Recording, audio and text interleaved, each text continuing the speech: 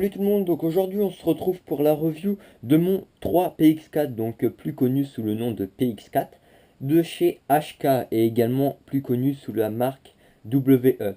Donc faut savoir que cette réplique, je l'ai achetée sur Airsoft Entrepôt pour ceux qui veulent savoir, au prix de 119 euros, donc c'est vraiment pas cher pour une réplique de points de cette gamme là on va dire. Ensuite sur la boîte. Il n'y a vraiment aucune indication à part celle-ci, donc comme quoi qu'il existe différents coloris, donc soit en noir, soit avec la culotte chromée, pardon.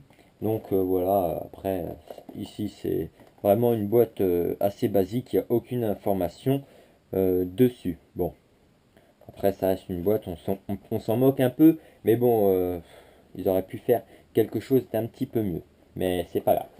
Ensuite, quand on ouvre la réplique, la boîte de la réplique, on y retrouve le manuel d'utilisation. Donc, à part qu'il n'est pas en français, c'est dommage. Même en anglais, il n'est pas vraiment en anglais. Donc, vous allez le voir d'ailleurs. Donc, ici, il nous explique les différentes parties de la réplique de points. Comment mettre les billes, le gaz, mettre la sécurité et la retirer. Et changer les petits talons de poignée que je vous montrerai après. Ensuite, ici on a une nomenclature, enfin une gamme de démontage, même pas, non c'est une nomenclature, pardon, pas en français, donc ni en anglais comme vous voyez, c'est en chinois ou en japonais ou je sais pas trop quoi, mais c'est pas ma langue, donc je ne comprends pas très bien les pièces. Ensuite ici on a un plan éclaté de la réplique, donc ça peut être pas mal pour monter et démonter la réplique, pour la nettoyer par exemple. Et ici, on y retrouve deux cibles, pour moi qui servent un peu à rien vu qu'ils sont dans le manuel de la réplique, mis à part si vous voulez destroyer le, euh, le manuel. Voilà. Et ensuite, à la fin, on y retrouve les règles de sécurité. Et par contre, celles-ci, elles sont marquées en anglais. Donc, voilà. Pourquoi faire un manuel, par exemple en chinois, japonais, je sais pas trop quoi, et puis mettre à la fin en anglais les consignes de sécurité? Allez savoir, mais c'est comme ça. Donc voilà, sur le petit manuel. Ensuite, quand on ouvre, qu'est-ce qu'on y retrouve? On y retrouve hop, le chargeur. Donc, capacité 25 billes, donc les billes se chevauchent de droite à gauche. Pour les mettre, il suffit de baisser le ressort. Et ici, on a un petit trou euh, un peu plus grand que les autres, ce qui permet de mettre les billes en fait par ici. Ensuite, en bas, en dessous le chargeur, comme les chargeurs à gaz, il y a l'emplacement de la petite valve pour charger le gaz. Ensuite, ici, on a tout le système en haut de gaz. Voilà. Et puis ici, on a des petits marquages 4, 6, 8, 10, 12, 14 et ensuite 17. Donc, je ne sais pas si ça correspond au nombre de billes dans le chargeur ou si ça représente des marquages, on va dire, réels par rapport à la vraie arme. Donc, niveau des balles, après, je sais pas. Bon, je pense que c'est plus niveau des billes, mais bon, je pourrais pas vous dire exactement. Voilà. Donc, ensuite, qu'est-ce qu'on a? On y retrouve la réplique. Donc, avec la culasse chrome. Voilà. Donc, une assez belle réplique. Donc, je vais y repasser après. Et après, qu'est-ce que dans la boîte on retrouve hop, les différents talons. Donc, en tout, on en a trois. Les deux là, plus une sur la réplique. Donc, je vais vous montrer tout ça en détail. Donc, avant de parler des talons, on va faire le petit tour de la réplique quand même. Donc, on a différents marquages dessus. Sur la poignée, on y retrouve le logo de Beretta, parce qu'il faut savoir que c'est une réplique, également une arme de chez Beretta. Donc, il y a le logo Beretta des deux côtés, voilà. Et on a également le marquage PX4 Custom de chaque côté de la poignée. Ensuite, on y retrouve ici le numéro de série, également PX4 Custom. Et ensuite, ici, on y retrouve un petit marquage, je sais pas ce qui est marqué, j'arrive pas à lire, mais c'est un marquage en anglais. Voilà.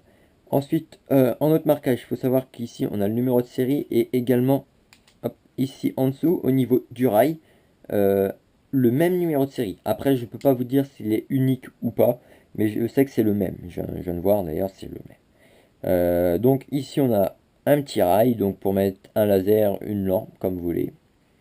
Ensuite, pour continuer avec les marquages, on y retrouve de l'autre côté de la culasse, pareil, le logo de Beretta avec PX4 Custom, des petites indications en anglais. Ici, on avait une étiquette, c'est pour ça qu'il y a un peu de la colle qu'il faut que je retire, de la puissance. Donc, c'était environ, il me semble qu'il fait max 1 joule, mais sa puissance est de 280 fps estimé suivant le gaz que vous utilisez, donc c'est environ 0,7 joules. Voilà. Donc j'ai fait à peu près le tour des marquages, c'est même sûr, j'ai fait le tour. Donc je vous ai parlé du rail en dessous pour mettre la lampe ou le laser. Ensuite, on va parler tout simplement de la culasse. Donc, faut savoir qu'il y a deux coloris de culasse, donc soit chromé comme celle-ci ou noir. Donc, chromé, je vous avoue, ça sort un peu de l'ordinaire. Je voulais en noir au départ, mais bon, je me suis laissé tenter par le chrome. Donc, j'ai acheté le chrome, tout simplement. Ensuite, on a sur la culasse la sécurité. Donc, faut savoir qu'elle est ambidextre, donc gaucher, droitier. Voilà, des deux côtés. Donc, gaucher, enfin à gauche, à droite. Voilà. Ensuite, on a les deux mire arrière et le point de mire avant. Donc je sais pas si vous allez voir, mais bon, c'est deux points blancs, un point blanc à l'avant. Ensuite, ici au niveau du chien, il est, ouais, il est moyen, il se charge assez bien. Il est pas dur ni trop mou, donc c'est pas mal. Donc, j'ai pas le chargeur, c'est normal que ça se bloque pas. Donc voilà, faut savoir que c'est une culasse mobile, donc avec le système blowback. Donc c'est assez bien. Il y a un assez bon kick en arrière. Donc pour ceux qui aiment le kick vraiment assez puissant, je vous le conseille parce qu'il a un bon petit kick. Voilà. Ensuite, toujours pour parler de la culasse, ici, vous avez un petit bouton. Et de l'autre côté aussi. Il suffit tout simplement de les baisser. La culasse s'avance un petit peu, vous l'avancez, vous la tirez, et voilà, la culasse se démonte. Donc ça c'est vraiment pas mal pour nettoyer tout ce qu'il y a à nettoyer, donc voilà. Et ensuite pour la remettre, vous mettez la culasse dans les rainures, vous l'enfilez bien, et après, voilà, elle est armée, elle est remise, elle marche nickel. Voilà. Donc la détente elle est assez bonne, elle est pas dure, elle est assez souple, donc ça peut être pas mal pour tirer plusieurs fois d'affilée. Voilà, donc j'ai fait le tour de la réplique, voilà. Ici, j'ai pas dit, il y a l'éjecteur de chargeur, voilà, et puis ici on a le système qui va nous permettre de voilà, bloquer la culasse et de la débloquer. Voilà. Donc voilà pour la réplique. Donc je vais vous montrer quand même ce que ça fait avec le chargeur. Donc ça fait une assez belle gueule. Bon, je vous avoue, le design de la réplique, c'est un peu spécial, hein. C'est suivant les goûts, vous aimerez ou vous n'aimerez pas, mais bon. Voilà. Donc il est assez lourd, hein. Je vous dis, il est assez lourd comme réplique de poing. Je sais pas combien il fait, parce que c'est même pas marqué. Puis j'ai pas fait attention avant de faire la review de regarder. Enfin, j'ai regardé, mais je me rappelle plus. Donc, je peux pas vous dire, mais il fait 1 kg, il me semble, quelque chose comme ça. Donc, c'est assez lourd quand même. Et puis, je vous ai pas parlé aussi, c'est du système hop-up. Donc, il est réglable. Il est tout au fond là-haut. Il est assez dur à aller chercher. Mais bon, vous y arriverez à le régler sans problème. Voilà. Donc, pour finir cette review, je vais vous parler quand même des différents petits talons là. Donc ici, celui qui est mis. Donc, je vais mettre avec le chargeur pour voir. Donc, il est assez fin, donc ça vous fait une petite poignée en fait. Donc pour les petites mains comme moi, c'est assez, assez pratique, comme ça vous l'avez bien en main. Ensuite, si vous avez, bon, je vais pas mettre la moyenne parce que c'est à peu près la même, sauf que vous gagnez un petit peu d'épaisseur. Je vais plus vous montrer avec pour les grandes mains. Donc, il suffit d'appuyer ici sous le bouton là et de tirer. Voilà, ça vient tout seul. Donc, pour les grandes mains, voilà, il a la petite forme en plus ici. C'est pour ça que je vous montre celui-là. Vous rappuyez, vous avez juste à appuyer et puis voilà, le petit talon est mis. Donc, avec le chargeur, bon, le look change pas vraiment, mais vous gagnez de la taille dans la poignée. Donc, pour les grandes mains, vous l'avez bien en main également. Donc, voilà, c'est assez bien fait. Ils ont pensé à tout ça. C'est pas mal. Donc là, vous avez la moyenne. Donc, pour les moyennes mains qui seraient entre les deux, bah, vous avez encore un talon pour. Donc, moi, je vais remettre le... Alors, attendez, ça glisse un petit peu, voilà. Vous remettez le petit, donc, dans le bon sens. Voilà. Voilà, donc j'ai fini pour la review de cette réplique, donc du PX4. Faut savoir que c'est c'est vraiment une bonne réplique. Bon, j'ai pas encore fait de partie, mais le peu que je l'ai essayé, il est vraiment pas mal. Euh, Après, pour le prix, voilà, faut savoir qu'il est vraiment assez rentable, hein, il est assez bon. Donc, j'ai pas dit la matière ici, c'est tout en métal. Et après, ici, le corps c'est en plastique, mais la culasse c'est en métal. Il est assez bien renforcé. Donc, pour le prix, franchement, il est vraiment pas mal. Oui, j'ai pas dit. C'est en rapport avec la deuxième version de ce PX4, enfin de la deuxième marque qui le possède. Donc là, c'est la marque WE qui a fait ce modèle-ci. Mais il faut savoir qu'il existe aussi Marui qui le fait. Donc Marui va le proposer avec une culasse en plastique.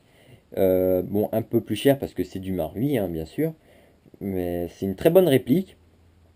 Et il faut savoir que les pièces du WE et du Marui sont 100% compatibles entre elles. Donc vous avez un WE. Demain, il y a une pièce qui casse, vous voulez customiser, changer quelque chose dessus, vous pouvez acheter des pièces du PX4 Marui. Ils iront nickel chrome dessus.